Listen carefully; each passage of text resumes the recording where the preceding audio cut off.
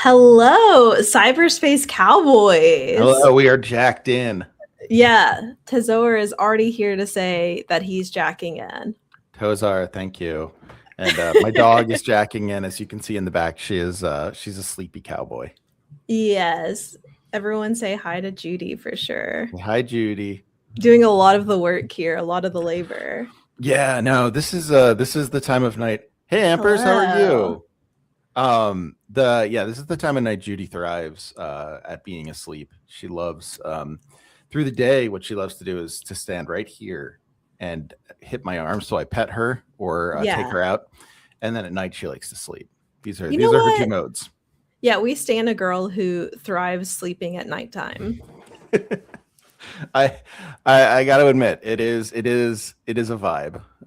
She's got that going for her. She loves to go to her crate. And I was sitting in my car today sleeping because Tilly was at rock climbing practice, and realized I kind of love an enclosed space where I can sleep too. Yeah, absolutely. Kind of sweet. It's good.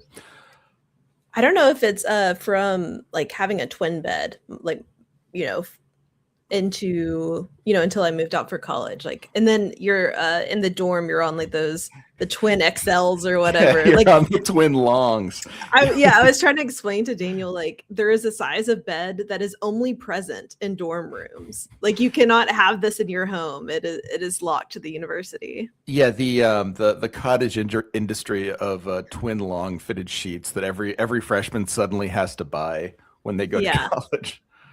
Truly very strange. I thought that might just be my college, but now I learned afterwards that no, it's everywhere. Yeah, I don't know what it is. I guess maybe it makes more sense like for taller people that it still needs to be like small this way. Yeah, but maybe also, it's like a one size fits all thing. I'm not really sure. Yeah. It is odd that even the bunk beds are that way. But yeah. Well, we can get back into chatting, but just welcome to Bunk Bed Chat.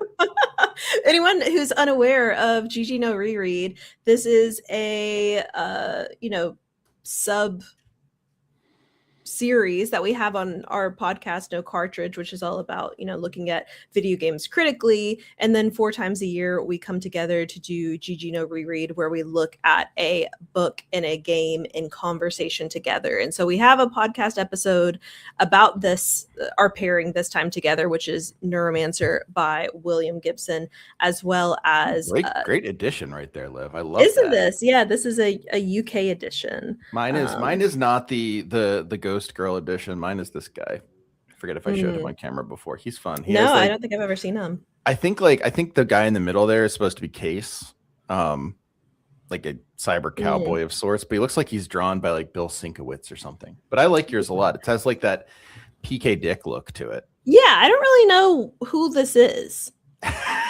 Is it Wintermute? Yeah, is it I guess. Might be Armitage. I could see it being but that would be really weird to make him a central figure on the cover. Yeah, it's probably Wintermute because it looks like it's in like this matrix.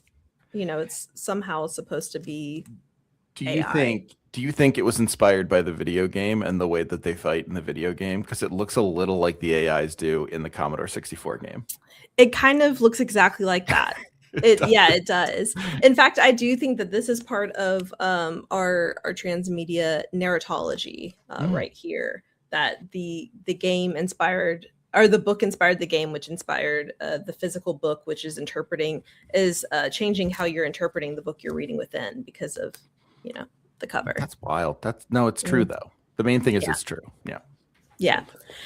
So this time we're talking about a Neuromancer double feature, and we have a big backlist at this point of GGNoRereads that we've done in the past.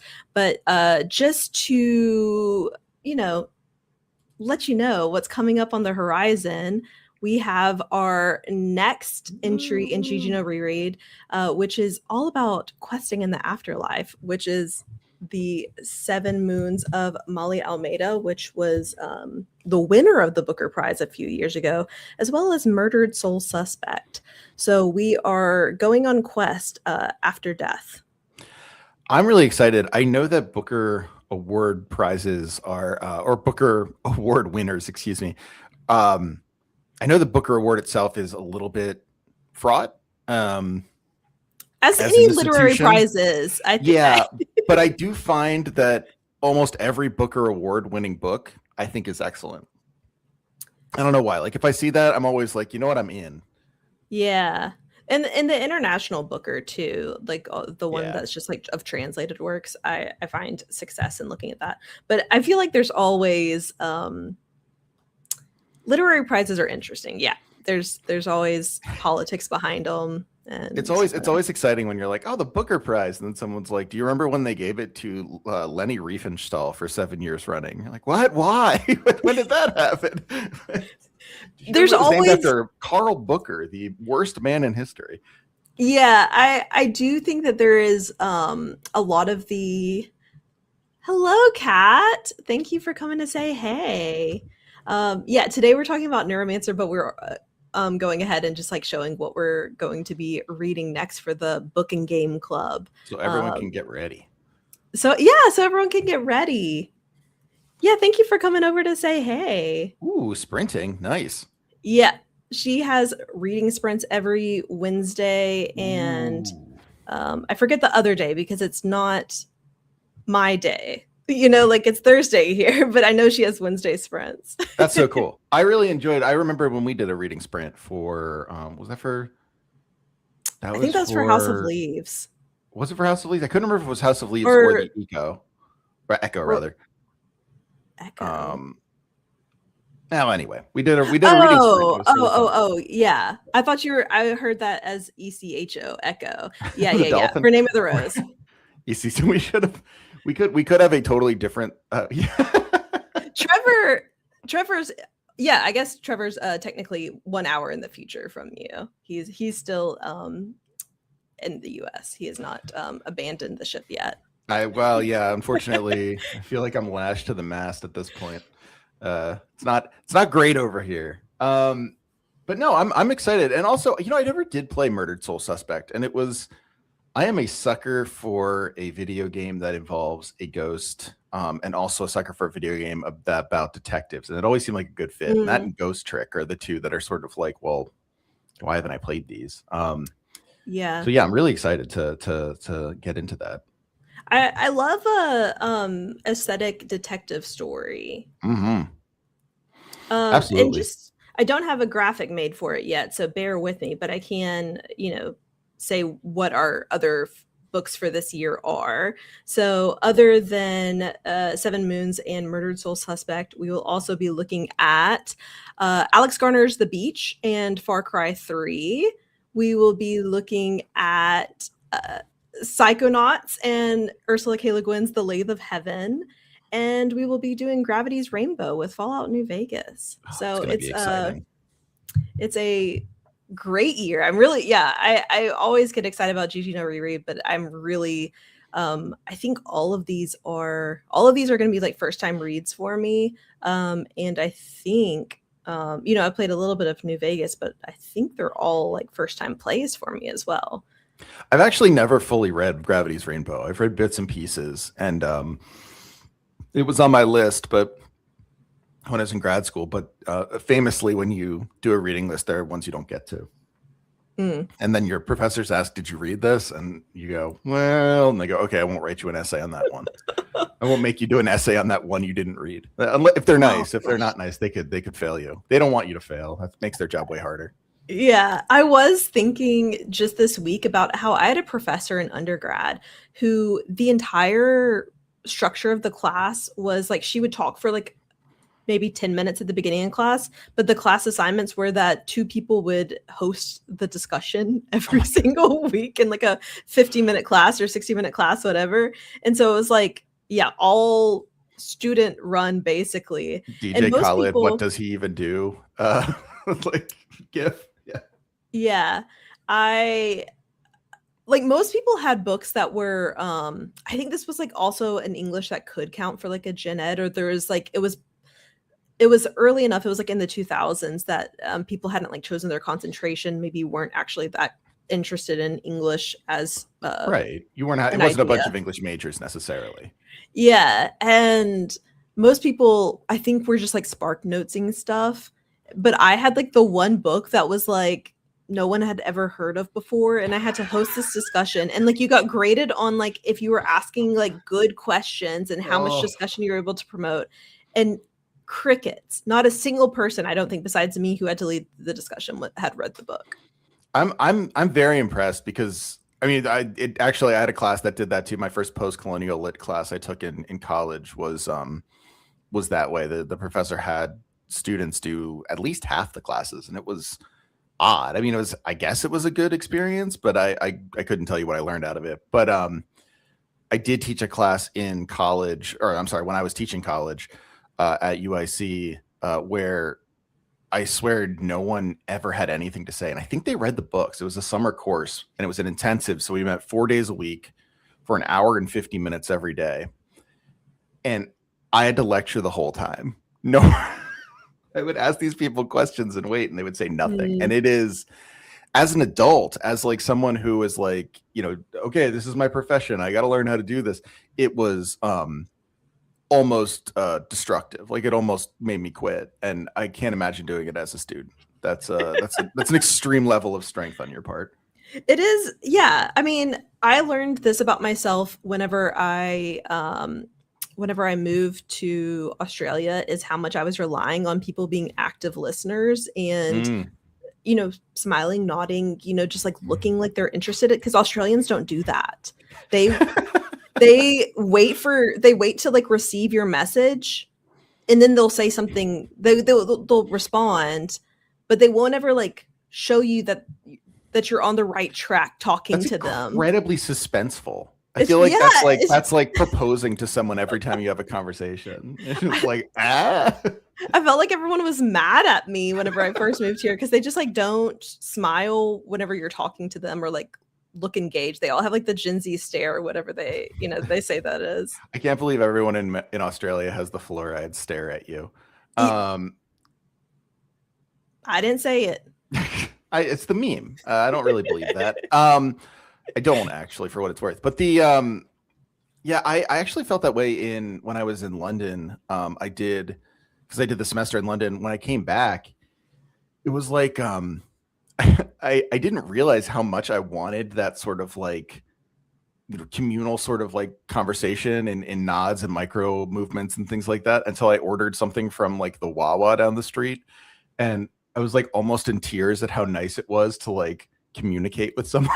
It's like so ridiculous. Like, I didn't know I missed this. I wanted this so bad. Yeah. It's odd.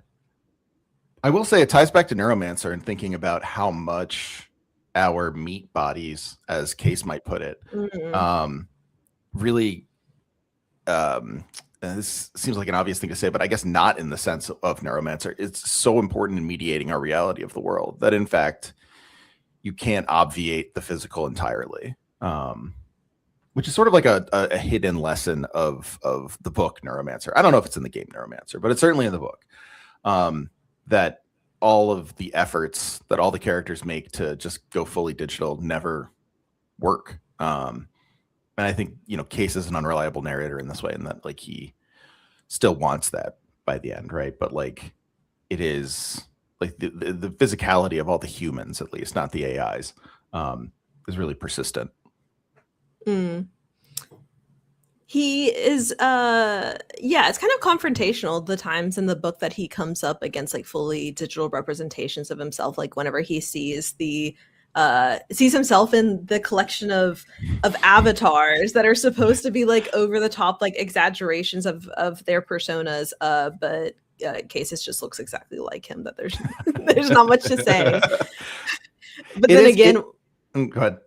But just then again, whenever he is he sees Neuromancer's like saved cache image of him on the beach. Yeah, he's immediate every time Case sees himself, it's like how Freud describes the uncanny, when it's like the Heimlich is like seeing something that is just like familiar but not, or like the unhomely or the unhomelike. But like, you know, it's that thing of like, oh, I recognize this, but I don't recognize this, which is why, you know, like Silent Hill works, because it's like, oh, that's a nurse, but oh no, like she's walking backwards or whatever, right? Like, truly, that's a man. Wait, that's a pyramid. Wait, that's the pyramid that I recognize from Giza. Now, hang on a second. Is that the Great Pyramid? Oh no, it's a man. It's like my home, the Great Pyramid of Giza. No, like I feel like Case, for every time he sees himself, it's like that reaction. Like it's a perfect replica. You know, he could see himself in a mirror and it would be that. And part of that, I mean, is just because he hates his physical body. It's always how I've read him, as like sort of detesting it. Yeah, I feel like he's almost embarrassed whenever he sees that there's like nothing to exaggerate of himself. Like, well, we've all been like there. A boredom of it, yeah. Like if you're, well, maybe not all of us, but I've been there, where like, you know, you like imagine yourself in like a group and everyone's like, oh, this guy's like is so good at this. Or like you imagine a friend group where it's like, you know, you watch on TV or whatever, and the friend group's like, this is like the techie guy, or this is like the charming guy. And then like you realize in your friend group, you're just like the guy. You just got in certain friend groups, I'm sure I was just the guy. And it is incredibly upsetting to realize that. Yeah, I think you're more than just the guy. Well, I appreciate that. I've cultivated a world in which I'm not just the guy. I feel like I could ride that. I could eventually become once you embrace parts of yourself. Again, I guess this is sort of like Case's whole thing is like he just loves being online so much. Yeah. And he doesn't really have any other, like he's an interesting protagonist. And I think Gibson does a great job. Like not since maybe Gatsby have we had a protagonist that is just so empty, right? Like there's just like, there's a lack. And I think he recognizes that lack subconsciously, but not like, he isn't like, I need to like get some hobbies or something. That's like, yeah, I think that this is like similar to what we were talking about like on the podcast, which in the future, hopefully the podcast comes out maybe like more than a day or two before. Oh yeah, I was realizing we actually should push this a week, because usually I get it to Julian. Julian can put it out like the next Monday, and then it's just too fast. So lesson learned on that one. Yeah. But we were talking about Henry Jenkins coined like the transmedia narratives that we were talking about, which was kind of like the reasoning behind like doing the Neuromancer double feature in the first place, like talking about how a story can be told across multiple media and that it carries different meaning because of that. But another Henry Jenkins kind of thing is Convergence Culture, which was a book that he put out in 2006 and is talking about, that media was just then starting to converge. Before that point, you went to go see a movie at the movie theater and you watched TV on your television and you made calls on your phone. But it was at the beginning of the time where maybe you could start looking at movie previews on your phone. Like this is pre-iPhone. There was no like watching videos on your phone yet. Apparently there was like one instance of like a movie that was dispersed via like very short video clips in India or something. Like it was a Bollywood film and it was the first one to do that. That was true even at this time, which is hard to imagine. But just like starting to collapse those forms into like one thing. And so he was imagining like, at this point, he was saying, like, I don't think there's going to be one black box that's just going to do everything, which, of course, now we know, like, our phone literally does everything that, people growing up now do not remember a time before their phone also did everything else and gave them all of their entertainment, all of their social communication, all of their news, all of their productivity stuff and work stuff. And so thinking about, like, with the convergence of all of those things, people used to be different guys in different circumstances. That you would be a type of guy at work, you'd be a type of guy at home, you'd be a type of guy over the phone, you'd be a type of guy via written communication. But as these as the media types converge, also your identity has to converge in some way that it's harder to like splinter those things apart. That's a really good point. I think, like, most of the ways we see people differentiate themselves in Neuromancer is either through wealth. I guess the Tessier Ashfields are a little different, but that's just because they're so magnificently wealthy, or via like violence or addiction. Like it's either wealth, which I guess I don't have to qualify in saying is kind of like a negative aspect, but then also violence or aggression, addiction. Like if you're just like, it seems like these extremes are the way that people differentiate themselves, at least the ones we meet within Neuromancer, which is kind of interesting in considering what you just said. Like the fact that, I don't know, the fact that like you could differentiate yourself so much easier, so much more easily when not everyone had the same expertise. You could choose what you were interested in, and now you can be interested in everything, which seems like, wow, what a gift, and is in fact like, oh, that is a paralytic. That is a way to never. It's a way to become a jack of many trades and a master of none. Mm. Yeah, I feel like when the squad all has nicknames, but you're just Brad. I feel like this is Case. Yeah, I'm gonna call you. I'm gonna call you Silver Knife, Lady Silver Knives, and I'm gonna call you the Russian. I'm gonna call you Ghost Hacker. Your Case. Yeah, but it's fine. It is. Yeah, he's all right. It's the same thing that you learn in Gatsby, which is that Nick. I never really thought about this until now, but now I'm fixated on it. The Case and Nick Nick Carraway are very similar beings, and I think the thing that you learn in Gatsby, especially when you grow up and read it again after you've read it in high school, is that like Nick's a very bad person, but he's also the kind of person that like everyone can find themselves being periodically. Like he thinks he's the protagonist of reality. He's extremely selfish. He doesn't like listen to his friends. He just kind of like focuses that in on himself. And it's just like, oh yeah, at my worst, I totally could be like that. And like, it is this thing of like, they're remarkable because they're so weird and off-putting and odd and empty, but they're just people. Like they could totally exist. They're not exaggerations in that regard. Obviously not within the world of Neuromancer. There's stuff there that doesn't exist, but like, the actual person. Yes. I can't wait.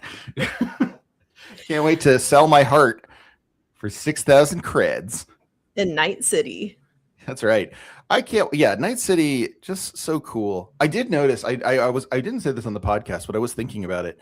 Some of especially the actions and the sort of like combat in the Neuromancer video game really felt like the cyberpunk tabletop RPG, which I had the fortune of playing briefly with friend of the show Creel and Graham and Creel's partner, and we had a little cyberpunk fun. And the combat in that is really, really similar. Like, you're picking a program, you're like, the ICEs. It's like, it feels very similar to what I saw in that. And I was like, oh, that's cool. Like it's this way of getting like Cyberpunk Red, Neuromancer. It really is this mashup. It's I think as a genre, one thing about cyberpunk that's cool is it's almost, autonomically iterative. Like it just does it. It iterates on itself without even trying. Like it's very hard to have a static vision of cyberpunk.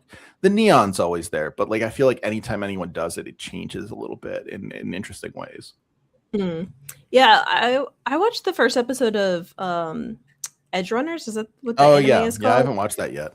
I watched the first episode of that this week, so I think we were on the same wavelength. I am curious about exploring more cyberpunk stuff. Although, like, just like the kind of like classic like neon look had kind of turned me off of it. Like, just like thinking that there is like almost like a there's no way that image is like actually aesthetically true to all the things that it feels more like a just like a sign, like just like to signify like that's a really good way of putting it. It almost like, I mean, we mentioned Jenkins, so why not to mention Jameson? Like it's in postmodernism, it starts off with him, and I mentioned this when I was on Workers Lit, talking about Neuromancer. Weirdly, it just sort of ended up being a funny little coincidence. But at the beginning of postmodernism, Jameson, it's a great, I mean, everyone should read the intro to postmodernism. It's really good, and it's very accessible, and it rings very true to today's moment. But he describes basically being in a mall and seeing a bunch of like posters and saying like, well, what do these things signify?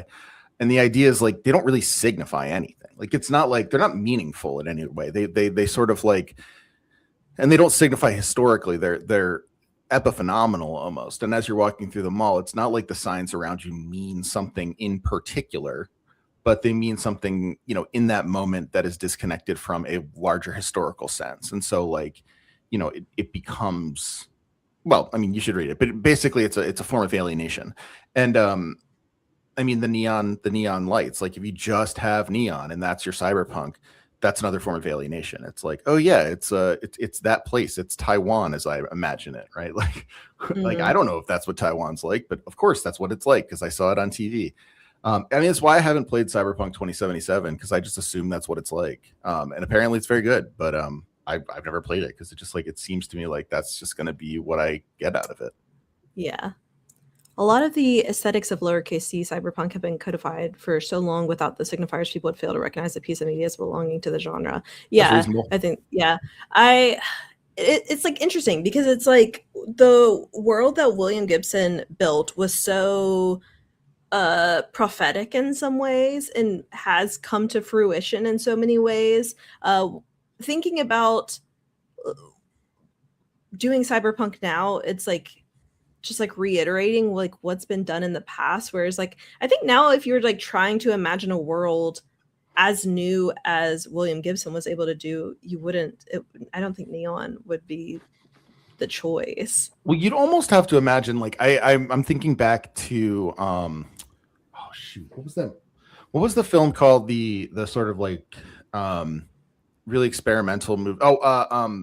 Escape from Thunderdome, Escape from the Mad Max movie? No, we watched it for the podcast. With me? Like it was like a 1992 African American. Oh, yeah. Oh, yeah. Not Nemesis. No. There was like a numeral somewhere in there. Something. Yeah. Oh, shoot. I think I really think it was. It was something like Thunderdome, something. Yeah. Let's see. Terrordome. It was Terrordome. Welcome to the Terrordome. Yeah, big stretch welcome Judy. To the Terrordome. That's what it was. Yeah. Okay, welcome to the Terrordome. I remembered it. Great it's also movie. The really good movie, and I hadn't thought about it. Yeah, haven't heard about it before or after we talked about it. But I mean, a really brilliant movie, and I think, you know, if you imagine a new, more like impactful cyberpunk, it would be something like that, where like that was not the neon place. That was almost like fused together things. Now, I don't want to say trash because that wasn't quite it, but it was like the things around you repurposed to create something else that's new, like cities built on cities, built on cities, built on cities. Yeah, Pentiment style for sure. Yeah. We need a Pentiment cyberpunk. I feel like that would be Josh, are you listening? But yeah. I feel like that's what he's like describing in this book a lot, is that like it's just reused husk of things. Yeah. I mean, like there are like references to like a lot of like Black Mirrored things, but yeah. I think a lot of it, I mean, armchair here, I don't know if this is true, but I would imagine a lot of like the correlation between what Gibson writes here and the sort of neon stuff is Blade Runner, right? Like, I think if those two things were kind of mashed together in the same like moment, right? And so like, I think that neon in Blade Runner, I mean, it's really cool. It's a great movie, but I mean, it's not really into Android's Dream. It's not fully in Neuromancer. Like he talks about some signs, but it's not exactly that. I don't even think it's a Neuromancer the game. Like the game doesn't look very neon. No. It looks depressed. It looks like you're in like a strip mall or a bunch of alleys. I really think like Blade Runner probably overdetermined that a lot. The sequel for sure. Yeah. Stupid Ryan Gosling and his bruise. Yeah, I feel like it's almost like a fantasy, like a comfort fantasy, that imagining that color will return in any way. I don't think, I think it's all ugly from here on out. And it is interesting too, because like if you look at something like the Black Ink Call by Mobius, that comic series, if anyone's read that, also has some like ties to, well, by Mobius and Jodorowsky. Jodorowsky's the writer, but that has some like tie-ins for sure to like how we imagine cyberpunk and future cities and all. But even then, it has the height where like the haves live really high up and the have-nots live low. But like, it's corrugated steel. It's like ugly pillars. it's gaudy, but like ugly, and like it doesn't have. I feel like there's just this sense of like breathless cool that a lot of cyberpunk has. That's very aesthetically pleasing, but I think maybe a bit more hopeful than it deserves to be. I can almost see like What Remains of Edith Finch, like that kind of house where it's just like, we cannot contain all of the evil within the previous house. We have to just like keep goleming on. I by the way, I was thinking of What Remains of Edith Finch. I saw a video that was going around where it was some content creator going through, like, I guess he like redid his house so it's fun. So like, he I know what you're. Did you see it? Like, take one doorknob off, put it on the other one. Oh, it's a crazy room of like fun blocks I can jump around in. Evil like, house. I was like, that's Edith Finch. That's the one. It's like he crawls out through a picture frame and stuff. I'm like, this is the Edith Finch house. You're in the Edith Finch house. Get out of there. Yeah. Let Bachelor at him. But there was something about, I think that he worked as like a magician for a while, I think is what he says in that video or something. Oh, really? It's like, it's very magician coded to be into a house that has like, it's not just a door, it's a door that opens the wrong way. Yeah. Like there was magician, you have to have some of that to you. Yeah, it is interesting because I think that I don't agree with needing to have the Seinfeld door and the Friends door next to each other in your house to spark joy or whatever. But I also think that people's houses are frequently very evil and like clinical. Like totally builder grade kitchens and just stuff that is like devoid of character. So there's, I think maybe somewhere in between the two. Actually, I think I'm on a different spectrum from between the two, but there's something to it. You're on some sort of Z axis. It's not, you're in 2000 and late. Not 2008. We should lock that. I actually went to see, I told Liv about this. I don't know if I said it on air. I went to see a magician named Rob Lake with my family solely because the guest stars in the magician's show were the Muppets. It was so cool. That's real magic. Yeah, I definitely geeked out real hard when the Muppets came on stage. I was so happy. I didn't care as much about the tricks. I just wanted those Muppets. At one point, Fozzie showed up in like an opera box, and I pointed at him like it was my dude. I was like, "No, it's my guy. How did he get there?" But yeah, I genuinely, the magician stuff was he was very talented and it was fun, but it always is on this line of like, why are you trying to like, are you flirting with me? Like, are you trying to impress me? It feels very much like flashy in almost like a preening or peacocking way. It's kind of funny. Yeah. I think that's okay. I don't disapprove. I can't relate, I guess. But the tricks were good, so. I do have nostalgia for that period of time where magicians were on TV being like, I made this cruise ship disappear, and it'd just be like the camera moving. I don't know. Are you nostalgic for David Copperfield? Wait. Or later? Are we talking about like a masked magician or? That was like a very specific time. I feel like that's like an aesthetic that has died out. Like, I don't think children are exposed to magicians anymore the way that was like on TV, like early in my childhood. And as well, like there was also the guy, there was like a TV show that was like the rogue magician who was going to like expose everyone's magician. No, not is that what it is? Yeah, it was magic revealed. It was called the Masked Magician because he said if he revealed his identity, apparently his name was Valentino. Yeah, breaking the magician's code, magic's biggest secrets revealed. And he said if he revealed it, he would be banned from all magician things. But I guess he revealed himself. He is Valentino. Yeah, I believe that there's a lot of power there. Do you think that there could be like do you feel like that era is just over? Like there's not going to be a Gen Alpha Chris Angel? The Magic Cabal's assassin. Yeah, this is the world we're living in is Skyrim, everyone. It's not even Morrowind. It's more fascist than that. Yeah.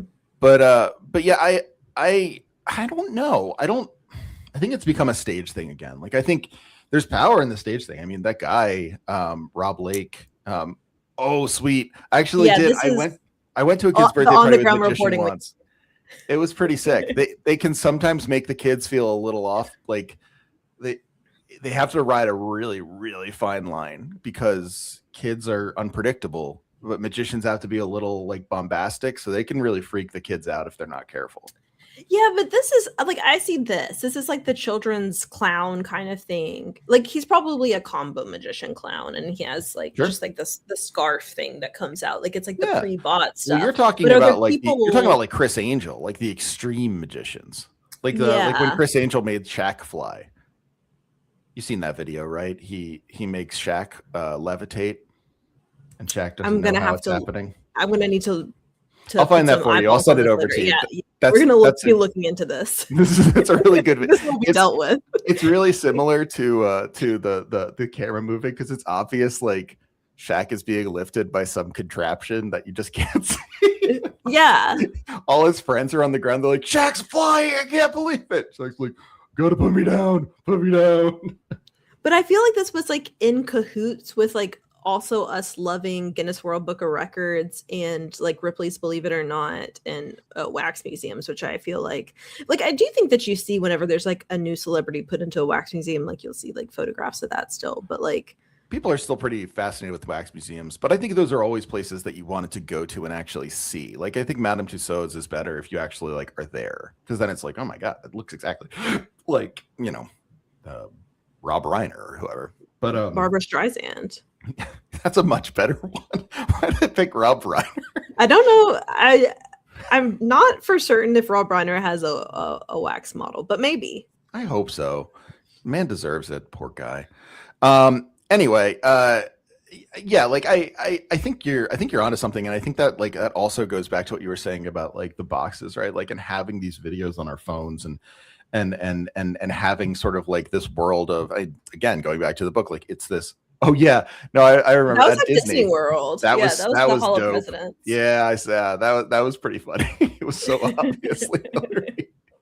But yeah, like the like all this stuff that is now sort of at our fingertips in a different way. I feel like you could look up crazy videos. Like I remember there would be times like Oscar or Tilly would ask like, who's the tallest man, or who's the shortest man, or like who's the tallest woman, and like I'd look it up and I could show them a picture instantly. Like that's information that is just becomes information. It's not like lore. It's not like you can only see it at a certain time in a certain place and it becomes part of you because you were there. And that embodiment, or that being embodied within your entertainment, is something that is lost, and I feel like Gibson predicted would be lost, which is darn impressive. Yeah, that everything kind of just feels boring. Like there's no reason to like really like hunt for anything if like everything is just like there. Exactly. Yeah, like it's like Faces of Death. Do you remember the Faces of Death videos? Were those things that you encountered as a kid? The idea of it, but it never interested me. I never watched them. They scared me too much. I feel like we should use our platform to talk about how much we hate the Museum of Death as much as possible. Screw that place. The place is horrible. It costs $20 and it's stupid. And just like the only thing I can say about it is that you can go see pictures of Dr. Kevorkian. some letters from John Wayne Gacy, I think, and you can, if you want, you can go to the back room and they have a video where they show a decapitated child. So that's really exciting. Yeah, good stuff. You can feel real. My buddy said he went in there and left actually traumatized. I was like, yeah, I can see it. No, I didn't look at any of the video stuff. I knew that was not for me. I didn't realize the only had a video in the back. Didn't hate was like the death ritual stuff, like the Victorian like hair ornaments and stuff like that. Yeah. I did think it was funny they had death masks for like even recently deceased celebrities. Like I would say it felt tasteless, but it was the Museum of Death, so of course it was tasteless. They even had one of Robin Williams, which I was like, true though. I don't think that it necessarily had to be tasteless. Like, no, I meant it had to be tasteless because it was the Museum of Death. Like, I don't think because it was that museum. Yeah. I think there could have been a good Museum of Death, and no, 100%. No, that people are weird about death.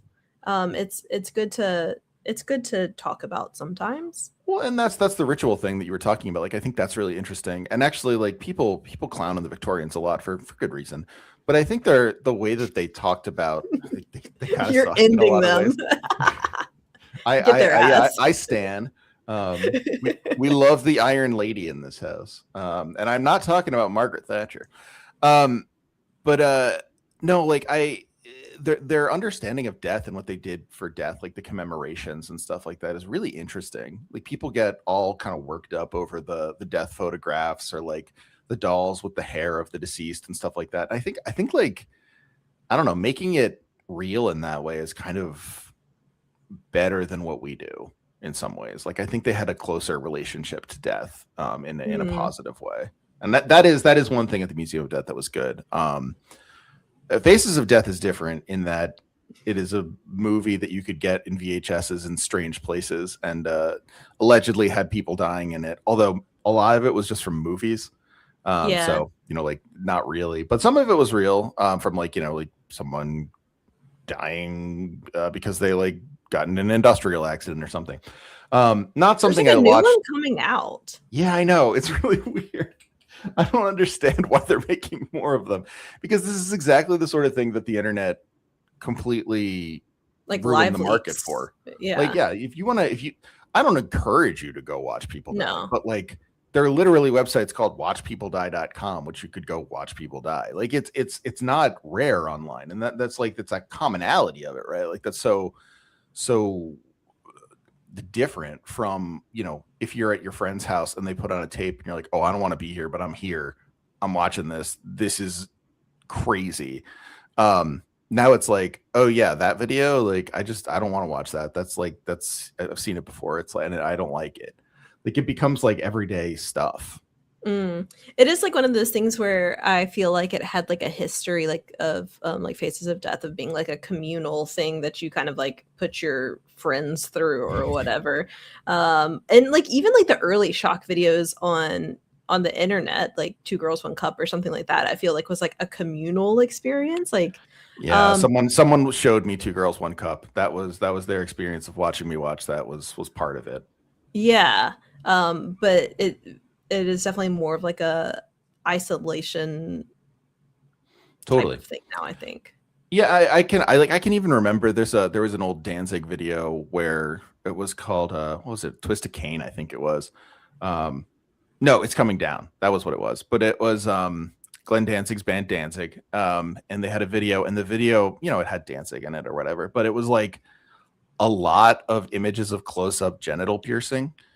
And yeah, like people getting Prince Alberts and stuff. And like my buddy like the first time I was ever over at his house, we were hanging out for like the first time. He's like, all right, first time over, you got to watch this.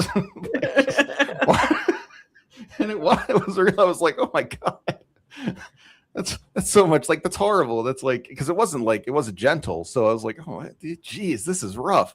And I feel like if I saw that, just like if I looked up that video, it would not be terribly shocking or anything. It happened because this dude I barely knew had a VHS and was putting it in. It's like, all right, let's see if you can stand the test.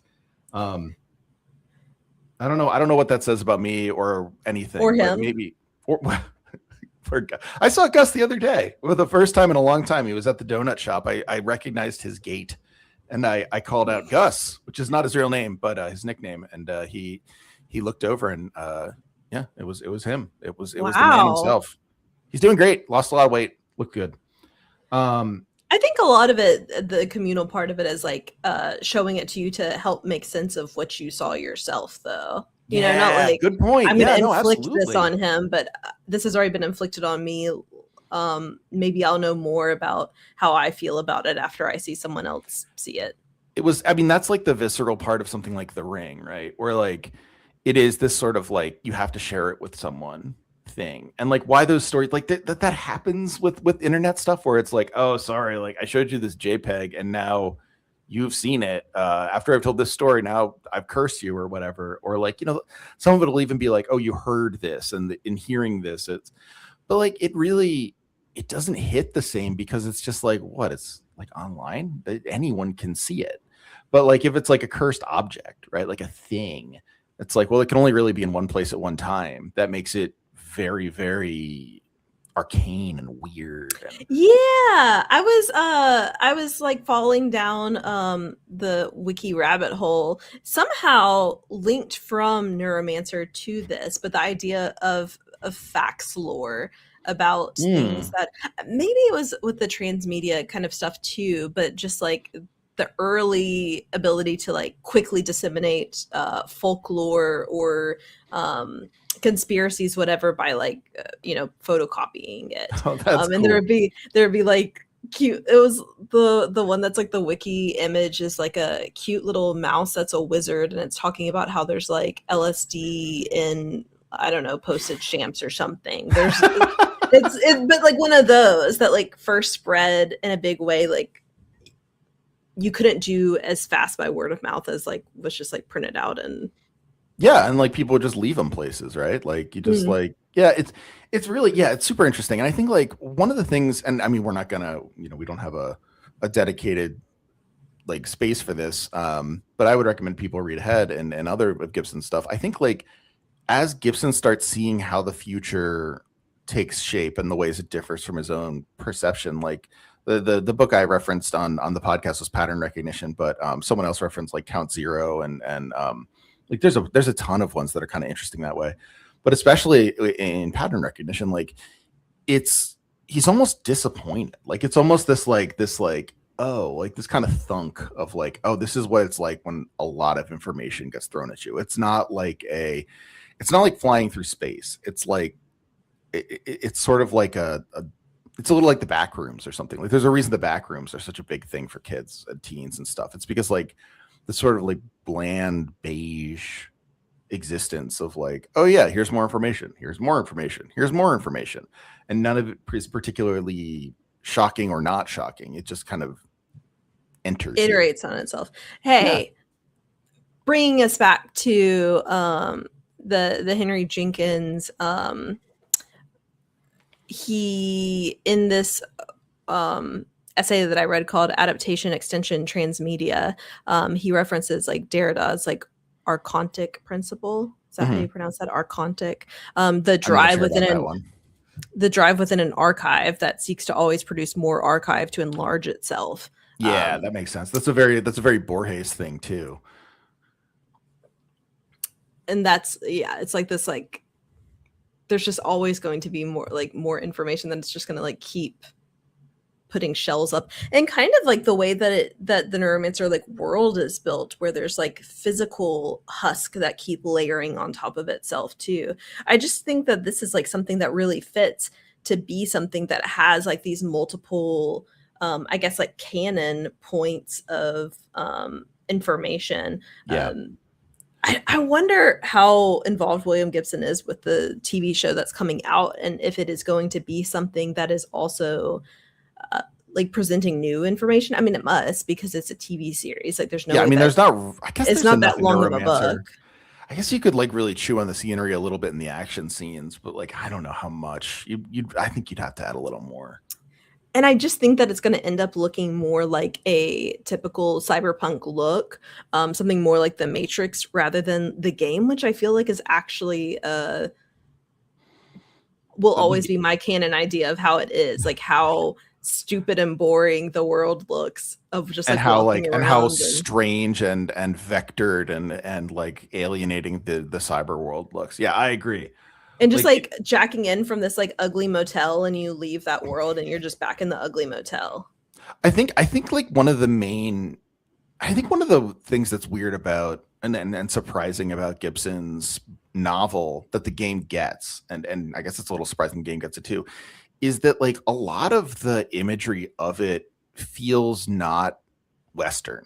Like it feels like this like ties in more with like the internet cafe, or like, you know, the places that one would have to go to log in when you don't have it like easily for yourself. Like all the, you know, the horror stories and the rumors you'd hear when MMOs started getting big, where it's like, oh, someone in Korea was in a internet cafe and died. And like, you know, that like one instance happened, and they're like, it's happening all over. But like that fear of like, you know, you enter this world through what is this like kind of degraded, terrible place in the imaginary. I'm sure these places are totally fine, but like, you know, the stories are always like, oh, it's like, you know, ooh, seedy. And then you enter this magical world, you're an Azeroth or whatever. But I think like, you know, that's sort of like what jacking in is in this book. It's not, you know, me sitting down in my office and being like, oh, what's in my email. It's not. It is more of like a transformative, like you were in one place that was so different than the place you're going to, but the falseness of the second place makes the insufficiency of the first place even worse. Yeah, I feel like a good connection here would be we're all going to the World's Fair. Great connection, yes. The ugly, abandoned kind of like strip malls mixed with like the that feeling of being online. I think about the movie so often. Yeah. I mean, also I saw the television glow. It's like, I think about that a lot, but like I think about that interview with the guy at the end of We're All Going to World's Fair, like a lot. It really was like chilling, strange, just, yeah, God, that movie's amazing.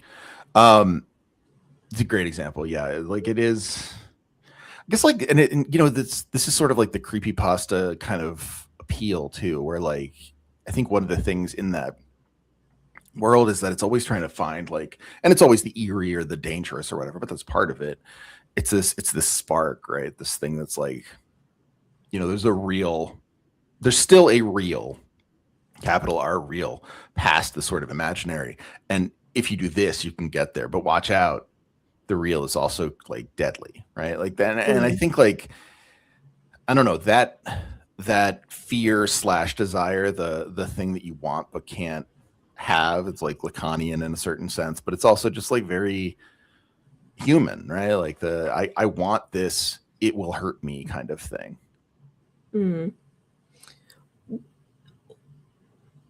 What do you feel like other than this has been successful, or I guess not successful, like transmedia properties for you? Like I think the ones question. that are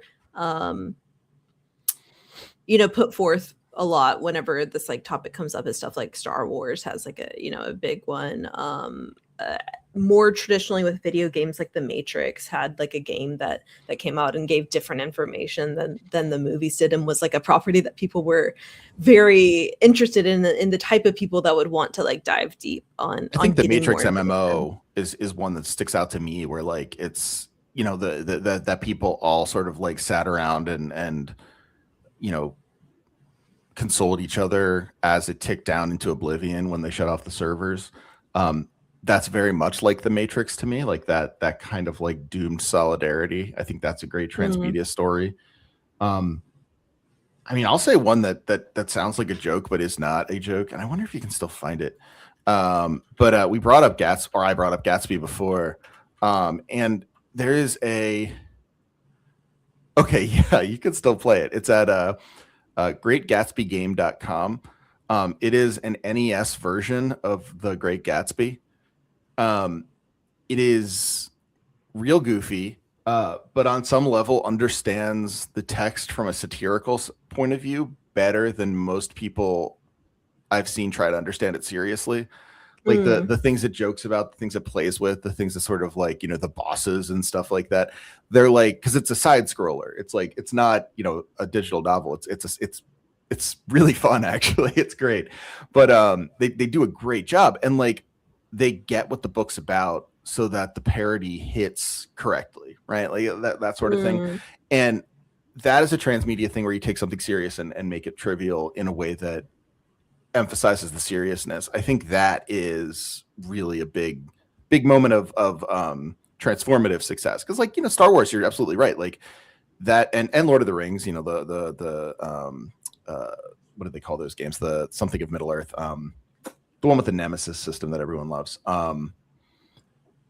Oh, it doesn't matter. But you know, like they also added a ton, and like, you know, there's these are things where like you feel embodied, like you're in the world and stuff, and there's real value in that.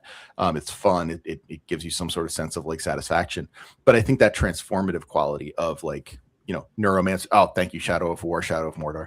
But like I think that transformative quality that you see in the Neuromancer game, and I would argue in the Great Gatsby game, is something that's special to me. How about you? Any other transmedia narratives that you personally enjoy? Oh, let me think on that for a second. I was asking a question not with a prepared answer, but I think that we should talk about, maybe we do like a regular episode on that Great Gatsby game, because that sounds fascinating. And like I was saying, I've become more positive. I can't believe WB patented the Nemesis system. Hasn't done anything with it since. See, I've never played this, so I'm not familiar. Yeah, it's like it's a well beloved concept. And the idea is basically like at the beginning of the game, you play some sort of. Please correct me if I'm wrong in the comments. I haven't played, although Shadow of Mordor is like $5 right now, so I did pick it up. I'll play it at some point. Apparently, it's very fun. But like, you basically get paired with like an orc or an urukai or something like that. That is like the guy you will fight for the rest of the game. Like it is your nemesis, and it keeps showing up in random places. Like it's tied to you. It's like your opposite number, and it's always different for any player, right? Like it's sort of like, it's not like, oh, you know, the bad guy in this game is Sephiroth and you're always going to fight Sephiroth, right? Like it's like your character is an individual character and your nemesis is an individual nemesis, and like they show up at times you wouldn't expect. They're in armies you wouldn't expect, and like, you know, it's just kind of neat. Like it connects you to the game in a really fun way. Yeah, that sounds really interesting. Yeah, people love it. See that? Yeah, that's very fascinating. And I feel like one thing in that article, that Henry Jenkins article I was talking about, it was one about him kind of proposing the idea of if action figures are transmedia properties. That's talking a great about question. not just like a representation or an adaptation. So like the original action figure is like an adaptation, but if you think about people actually playing with them, well, it's like of these specific instances. So maybe you have like Slave Girl Leia, and then you have like Sailor Moon or something like that in a specific form. And so then if you're playing with them together, you're like writing these like new narratives that require multiple like threads being pulled. And so thinking about like these real world, besides like just looking at properties, also how a person is, or like fan fiction can be like a transmedia narrative as well. Oh, 100%. Yeah. And it's interesting. I was talking to, I was talking to everyone's friend Alex Deegan on the phone the other day, and he was telling me about how the Catamites game, what is it? Shadow of a Killer, Portrait of a Killer. Oh shoot. It's a Catamites game. It's cool. It's like, and he did some art for it, but apparently there is like, it's all murderers in the game. Like they're not nice people, but apparently there is a huge subsection now of like queer fan work about the characters in that game. Like people just like have come to very much love the characters in the game and you know, ship them and stuff like that. And just talking about how that was surprising. Like these sort of like fan communities come up in spaces where it's like, well, that doesn't work. But of course, like the fans are making it work, and that's transmedia in a certain sense as well. Yeah. So I think this is like what's hard for me to like really figure something out, because it's like, I think it would be easier to come up with like, oh yeah, Star Wars did it really well, or Star Trek did it really well. because I really grew up on the internet and grew up on forums, and like, so fan fiction and like crossing over of media was always part of like how I understood them. Like, to me, yeah, the characters from Holes and Neopets were in the same world. Like, that's, you know, I know how they would interact, and like just like very specific niche things, and it would just be like different forum threads, and you would live in that world just for like one thread, and then you might never see that world again. And like, so I'm most familiar, I guess, with like these like infinite iterations. I mean, I get that. There was a Dragon Ball role-playing game that a friend, like text role-playing, like on a bulletin board, that a friend wanted me to get into because they needed an extra person. And so, like, you know, you just write what your character's doing. I think I played as Puar, the tiny blue cat, like that's friends with Tien. And like in my head, that's as real in some ways as like the vague memories of that are as real in some ways as like some of the Dragon Ball episodes I've only seen once or twice. Like it's an, and I don't even mean that in the way that like, oh yeah, we're all disconnected or depersonalized or something like that. I think there's something kind of valuable and nice in that too. Like the making of it, of the making into one's own of it all. Yeah, I agree. Like, I was part of like a Smash Brothers like role playing forum, and so I played as Ness, and like my Ness is like Ness to me. Like, it was so different than like playing Earthbound or playing Smash Brothers, really. And yeah, I guess Smash Brothers is kind of like, you know, thinking about those characters interacting is interesting. That Bayonetta knows who Ness is, or Solid Snake. Yeah, they're friends.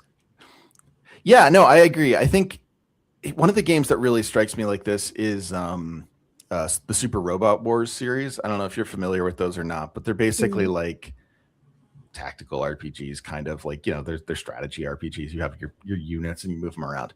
But effectively, it's like Game Master Anthony style. Take every character from every mech series and put them in there. So like, you know, you'll have the guys from Gundam Wing show up, but also the people from Mazinger Z, and like, I know in the new game, like the Big O people are there, or like, you know, the Cowboy Bebop spaceship will show up. Like, everyone shows up in these games, and they're official games. Like, it's not just fan stuff.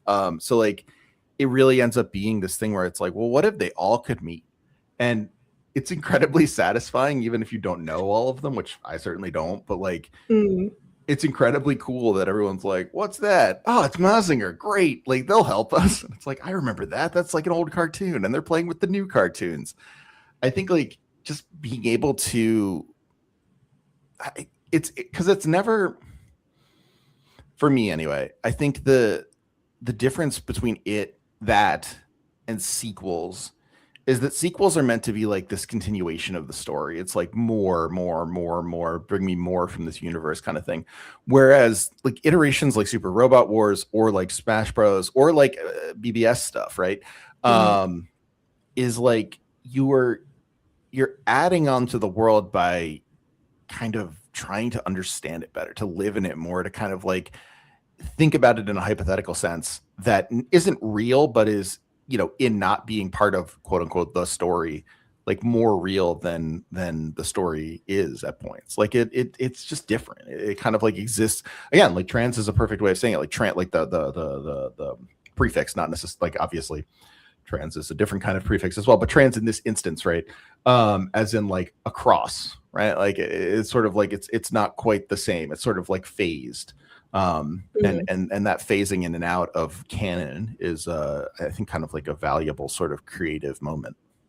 Yeah, I do still think that like traditional media, like there is something interesting about like a very specific thing like created like in, you know, in the traditional way that they would be doing with like Star Wars or like the novelizations, or not novelizations, but the novels versus like the movies. I think of I did read like Hellraiser comics, and like I feel like that world really lends itself to like that world just keeps going. Like there's Clive no Barker way that wrote you can just those, do right? sequels. some of them, maybe. I don't know. Maybe, yeah. It's been so long, but like it is like one of those things where it's like that is not a world of sequels. That's a world of like infinite horizontal. Like it's That's an going in like anthology different. series. Yes. It's going different dimensions. Yeah. Stuff that would work well as like anthologies. Like they've been in every time. They've been in every place. Right. Yeah. I mean, you could imagine a Hellraiser's TV show quite easily, as far as that goes, in a Tales from the Crypt sort of way. Well, they did make a TV show. I don't know how that went though. Yeah, I didn't watch it. I don't think it was considered good. But that's also one of those things where because Hellraiser is such a real world to me that I don't need to see all of the stuff to to be like, that's fine. And I was talking about on the podcast too, like I've become a lot more I don't know what the word is, like not sympathetic, but I don't really mind bad iterations of stuff that I've loved before as much now. Like, it's like the people who are like, well, the girl Ghostbusters ruined Ghostbusters for me. Like it's the opposite of whatever that is. Like, I don't care if you made like a faithful adaptation that wasn't transformative, but also wasn't as good as the original anymore. Like, just if you feel like it's a relevant story and you're telling it again, then like there's some value in just the act of telling it again for me. And like it's interesting to me to see where it fails. I don't know exactly like a firm thesis on this, but it doesn't bother me as much as it used to see things that aren't as good as the original but still retellings. Like it does, I don't know. Yeah. I mean, I think about it a lot, like as there was the recent comment about that Bruce Nesmith made about Skyrim and Morrowind, and saying like, oh, you don't want to play Morrowind. If you went and played that, you'd realize it sucked. And everyone's like, no, that's not what I feel about Morrowind, a game that people constantly replay. Yeah. But like I was thinking about that because everyone was talking about it, and I realized one of the things because it made me think about the Neuromancer game, and how like that's a game that I think a lot of people would be like, oh, people aren't going to like this. This is like not a good game. This is too early. It's not good. But it's actually like an amazing game, and it's an amazing game that asks you to do different things. And I feel like part of the smoothing down of media is taking away the visibility of the creator in some ways. Like the fact that, Morrowind was made by a set of people and you can see their influences in the game. Neuromancer was made by one guy and you could certainly see his influence in the game, right? Like I think like even, with film and things like that, like the Girl Ghostbusters is really an interesting example because like that is truly like made it with a specific thing in mind at a specific point in history, and you could totally see the creator's hand there. And like, if you love it or hate it, I've actually never seen it, but like, truly, it doesn't matter if it's good. At a certain point, you can be like, okay, well, like, what were they going for? And like wondering what they're going for, like having like an important sort of initial text to you, and then saying like, well, why did they adapt it in this way? What are they hoping to do? What does Ghostbusters mean to them in this instance?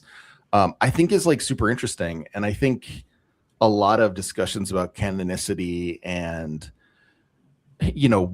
what's real in the world and what counts and what we're including and we're not including, like, as a Star Wars Christmas special count or whatever. Like, I feel like a lot of that sort of elides that creator element. It's like, no, these are real worlds we have to litigate. These were not created by someone. It's like, no, they're more interesting if they're created by someone. We can kind of like play in them better that way.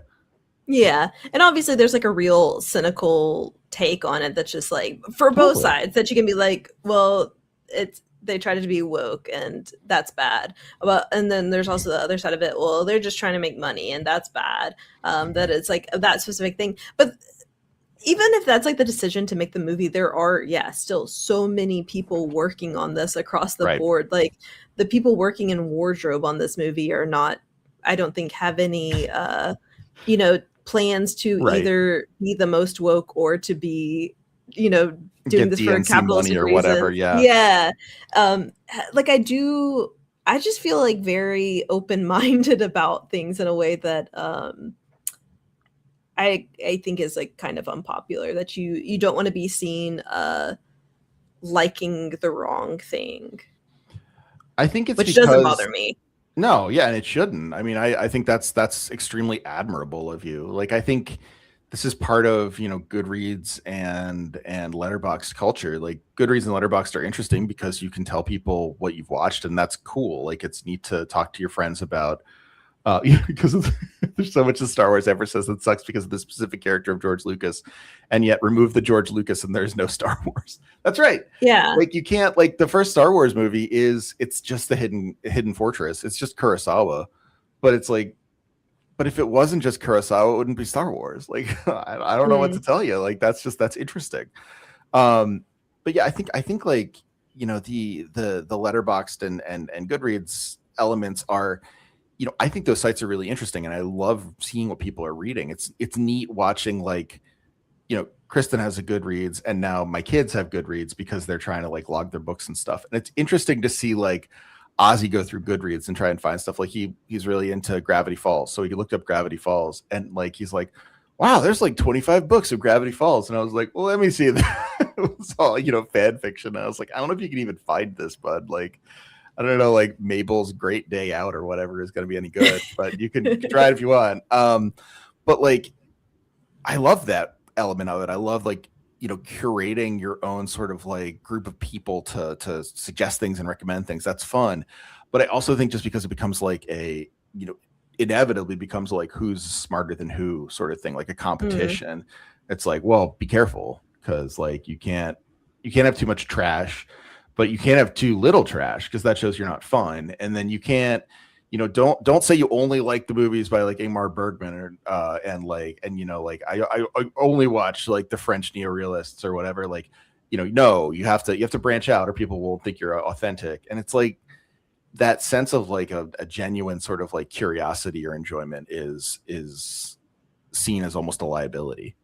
Yeah, I do think that too, like just like knowing like being on YouTube and having a booktube. So it's like I talk about all kinds of books because I read all kinds of books, but I know that the booktube channels that do the best really specialize that because to like refeed the algorithm, you have to show people things that they will consistently click on. And so it's like I read a lot of horror, but to a lot of literary fiction people, they don't want to see anything to do with horror, and vice versa. Like there's people who only read horror and only want to see things that are about horror, and there's people that only read like romance and want to only see romance. Like there are people that like stay within these niches, and like that's really what feeds the algorithm too of trying to, it's like hard to find people that have diverse reading taste, and maybe someone that like really aligns with you to kind of have that to I mean, I watch a lot of people that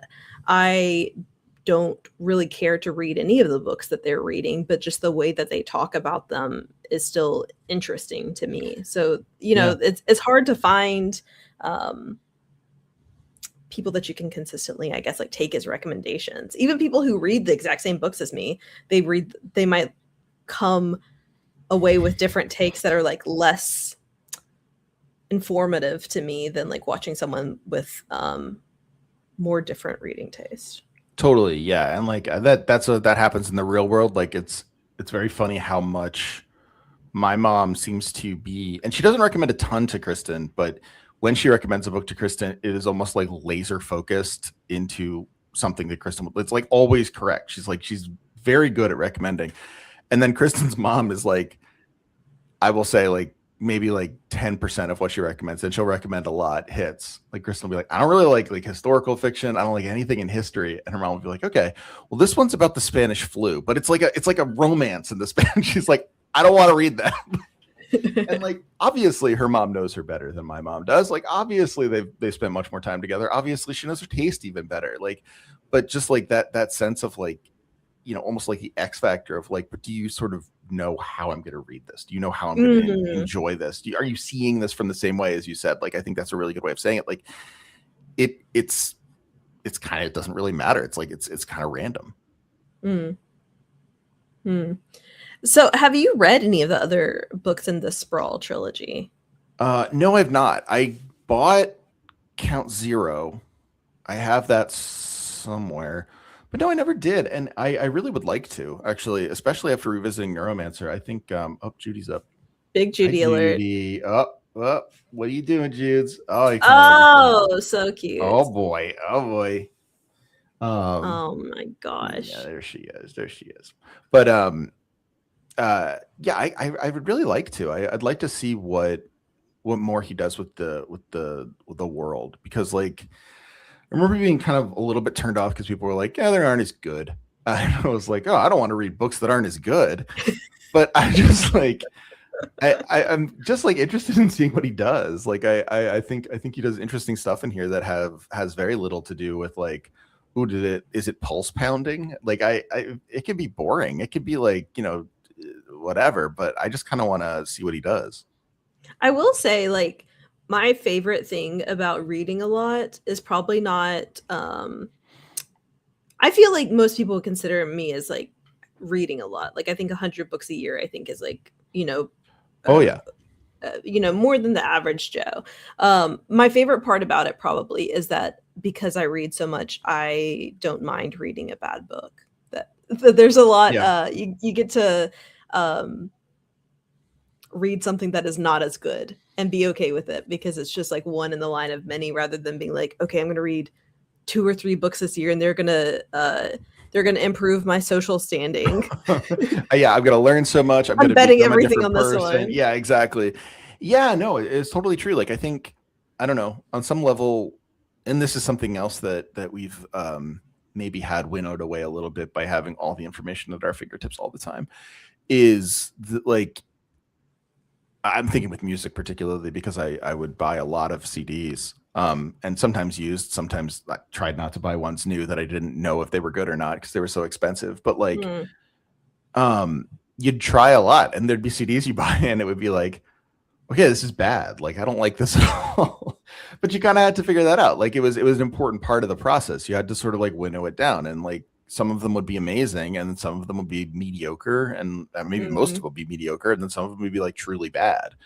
And it was okay if they were truly bad. It was just like, shoot, that's a bummer. But yeah, that happened to me a lot, because I would be the type of person where it was like, I wouldn't buy the CD that I really wanted if it was like popular. I would buy like their first album, or a different one that didn't have the popular songs, because I was like betting on, I bet someone at school will have this CD and be able to burn me a copy, but otherwise I'll never be able to hear these songs. Like I will never hear these songs. Yep. I know that feeling. I had a lot of like early albums by bands, and it's like, why did I get this? Yeah, I remember. I mean, I've now listened to their entire discography like a sicko, but I remember being like really into Bad Religion when I was like in 7th grade, and just like the one song I heard was off of probably like the 3rd album, so like 1990 or something. And then later on, they changed up their aesthetic a little bit and started using the Crossbuster and stuff like that. And I was like, they just got edgy after that. I'm not all that interested in those albums. I listened, I'm like, oh, they're the same sort of thing. They just did something that's, the art's different. You always come up with different reasons, but like if you could stream them, there's no reason to worry about that. So it is a little different. It was like miserable, like knowing that there was like so many songs that I wanted to hear, and just like imagining, like looking at the song titles and being like, I wonder what that song sounds like. And that part was miserable, but I also feel like I really listened to all the music I had and really you had a sense of yearning, right? Like it would be like when I'd go to various music stores and like I'd immediately go to their G section and see like, is there any new Godspeed You Black Emperor I can find?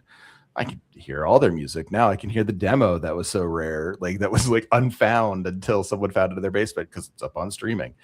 But in the time, it was like, get it however I can. Is it a CD? Is it a tape? Is it a vinyl? Like I'll do anything. I'll listen to anything. I don't know. There's something, and I'm sure this isn't on some level exactly like hearing, my parents talk about how like when you heard the chip on the vinyl, you knew when that happened, and like it was a way of making it real to you. Like, okay, all right, fine, like great mom, great dad. I'm sure this is like that. I'm just old, but like Mm. there's also something kind of romantic about wanting something and not having it. And I think that is something that, I guess if we become poorer, which looks likely, that'll happen. But Yeah, I don't know. It is kind of like the world of like Neuromancer too, that it's like, it feels like they're like post wanting too. Like, I mean, Mhm. they have like the real desires for like their health, Right. to not have to sell their organs for plastic organs, or to not have uh mycotoxins installed inside of them, and being made to hack their way across different heists. Like, I think that's like a pretty universal desire to not have to do that. Yeah. Um, I would hate to sell my heart for a plastic heart, despite what I said at the beginning. I don't want that. but it's the fun desires are gone, like the fun wantings. Yeah. Like I'm Because like looking at the yeah. even like the Tessier like ash pools like live in like not a like it's like a Like state, but it's not nice. yeah, it's like an orbiting space estate, and they're all in suspended animation, right? Like it's not great up there. Yeah. So yeah. Like yeah, I was looking at the beginning when Case is in the bar, and like just he's able to get Kieran, which is really nice beer. Like if you're just drinking out at the with your friends, it's fizzy, it's light. I'm sure it would have blown someone's mind in the 80s. It's tasty. And then like he's talking about all this stuff. He's able to get anything he wants at the bar, and then he and the bartender are like, Chinese nerve splicing, man, that's awful. I wish I could get the better one. It's just the yearning is for stuff that it's like, oof, man. It's like your yearning is for good eyes, not the bad robo eyes that you have because you were behind on rent. Like that's grim. That's very grim. Yeah, what was the line? It was like the Japanese have already forgotten more than the Chinese ever knew about nerve splicing or something like that. Yeah, it's let's see here. The Chinese bellowed a drunken Australian. Chinese bloody invented nerve splicing. Give me the mainland for a nerve job any day. Yeah, like how there's a drunk Australian early on that even in the future, nothing has changed. If you are in Japan, there will probably be a drunk Australian somewhere. In the future, Australians still get the most vacation time from jacking in. So they will show up in Cyber Japan or Cyber China and be like, yelling about how things are different back home. They're very friendly, very friendly though, very friendly. All the Australians I met on my travels were so friendly. Yeah. I can't imagine every Australian is, but boy, I've gotten pretty darn lucky. Yeah. Well, my favorite Australian that I know is very friendly. Her name is Olivia Newton-John? Yeah, I really like her a lot. People forget she's Australian.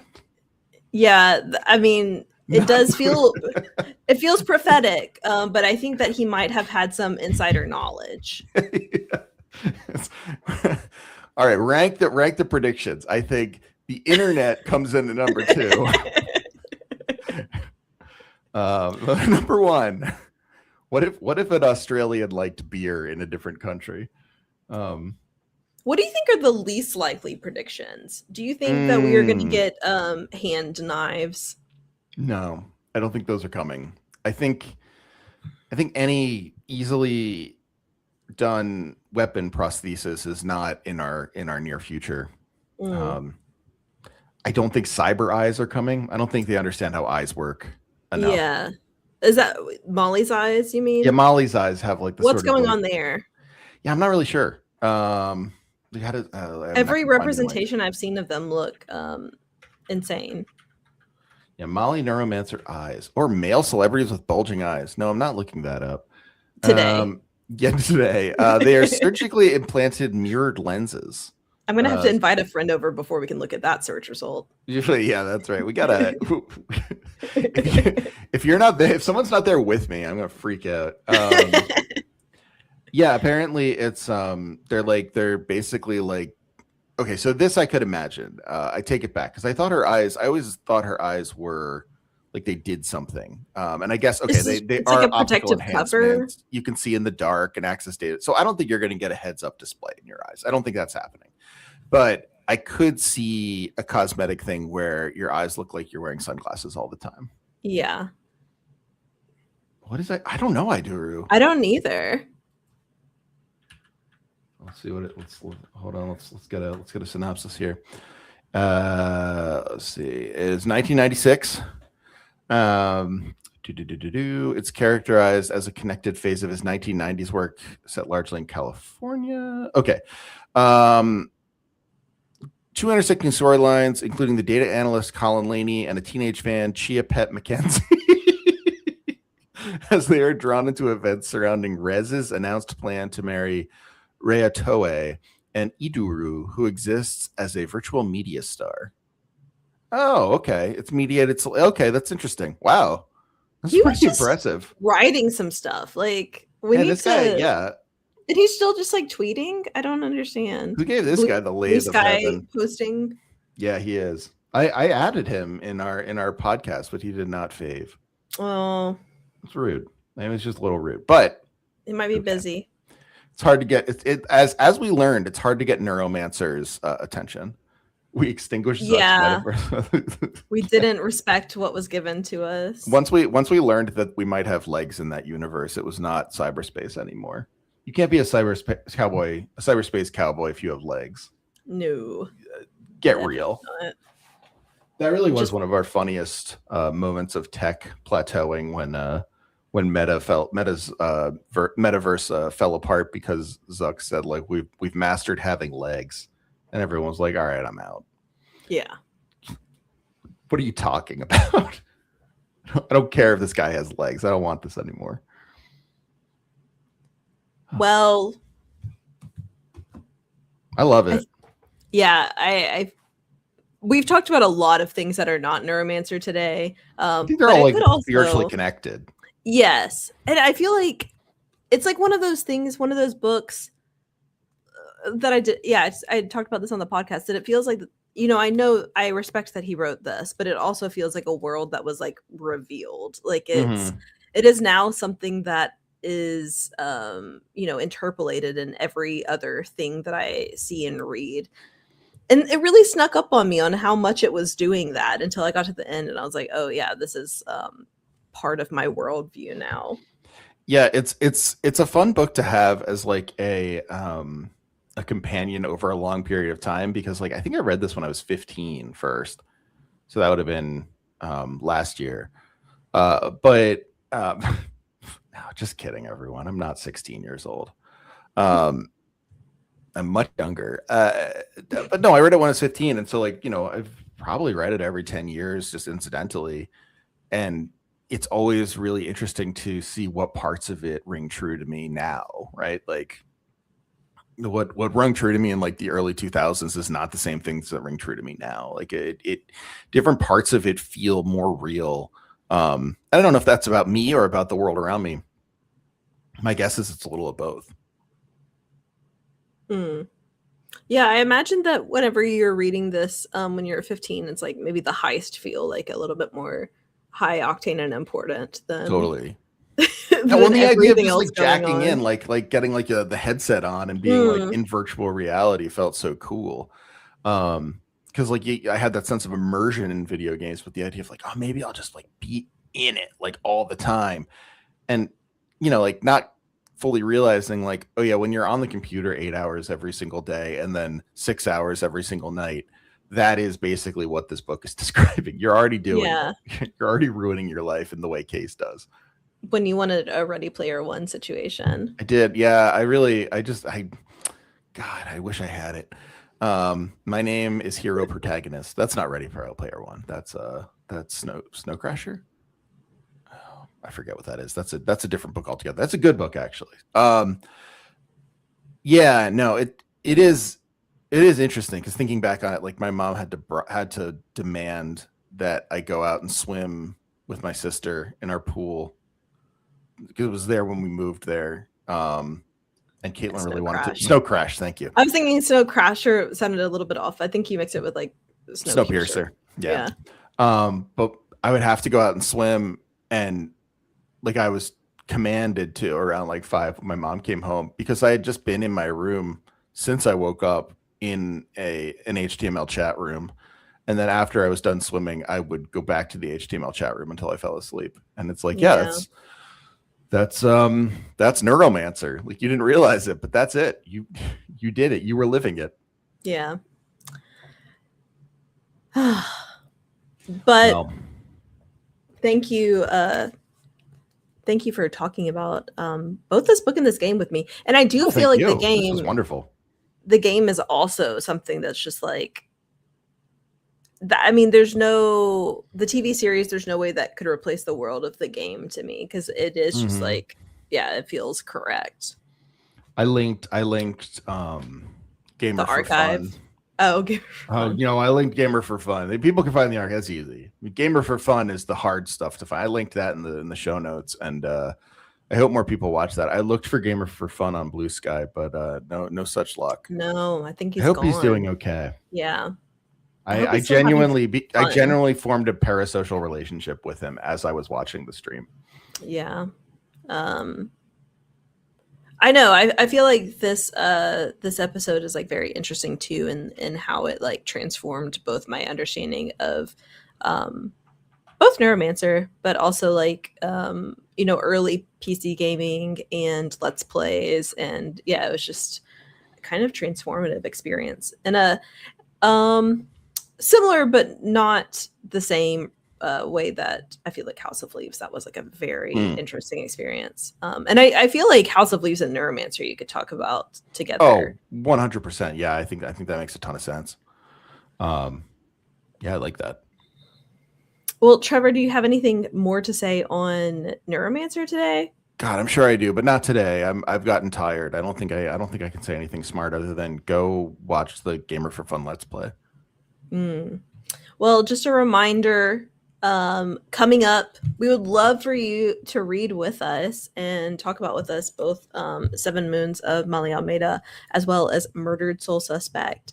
So that should be coming out. The episode should be coming out at the end of March, and the live stream coming hopefully like the week after the episode goes live, so that we can talk about both what we talked about on the podcast, like in discussion with y'all, as well as like whatever y'all want to talk about with them, and also just hanging out, having fun.